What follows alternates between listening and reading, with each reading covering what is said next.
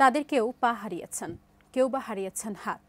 ছাত্র জনতার অভ্যুত্থানে নৃশংসভাবে গুলিবিদ্ধ হয়ে হাসপাতালের বিছানায় কাতরাচ্ছেন তারা। আর যারা গুরুতর আহত হয়েছেন তারাও অঙ্গহানির ঝুঁকিতে। রাজধানীর পঙ্গু হাসপাতালে ঘুরে জানাচ্ছেন আবুল কালাম আজাদ।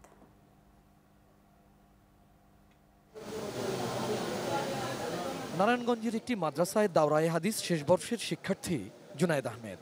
মাওলানা হওয়ার স্বপ্নে বিভোর এই শিক্ষার্থী অনেকের মতোই যোগ দেন ছাত্র জনতার অভ্যুত্থানে। গত ৫ আগস্ট রাজধানীর যাত্রাবাড়ি থানার সামনে গুলিবিদ্ধ হন তিনি।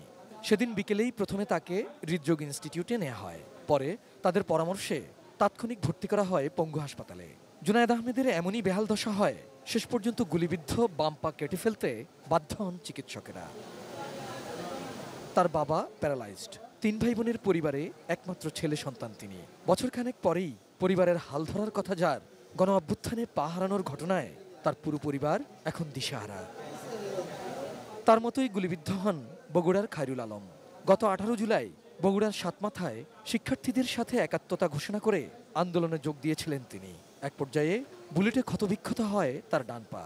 তাকে স্থানীয় মেডিকেলে চিকিৎসার পর সম্প্রতি ঢাকার পঙ্গু হাসপাতালে ভর্তি করা হয়। জুনায়েদ আহমেদ, খায়রুল আলমের মতো ছাত্র জনতার অভ্যুত্থানে হাত পা হারানো 12 জনের ঠাঁই হয়েছে রাজধানীর পঙ্গু হাসপাতালে। গুরুতর আহত হয়ে সেখানে ভর্তি আছেন 142 জন। শতভাগ মসৃণ ব্রাশ ইম্পেলার নিশ্চিত করে অধিক পানির flow. RFL water pump on করলে পানির তুফান। ইনজুরি দেখে বোঝা যায় যে ইনজুরিগুলো যে হয়েছে এগুলো বেশ হাই ভেলোসিটি বুলেট। এক রোগীর এক পা ভেঙে আরেক পায়ে গিয়ে গুলিটা লেগেছে, এরকমও কেস দেখেছি। এবং এগুলার ক্ষেত্রে দেখা যায় যে বুলেটগুলো তো আপনারা জানেন যে এগুলো ইনফেক্টেড হয় বিভিন্ন জীবাণু দ্বারা, সেই সাথে হাড়টিও ভেঙেছে, আশেপাশের মাংস নার্ভ এগুলোকে ইনফেক্ট করেছে, অনেক অংশ পচে গলে গেছে। এগুলা ট্রিটমেন্ট চলতেছে ধাপে ধাপে। আন্দোলন থেকে শুরু করে 693 জন রোগী আমাদের এখানে এসেছিলেন। 693 জন রোগীর মধ্যে আপনার 5 জন রোগী আমাদের এখানে মারা যান। তারা খুবই গুরুতর আহত ছিলেন এবং গুলিবিদ্ধ ছিলেন। আহতদের মধ্যে 47 জনই শিক্ষার্থী।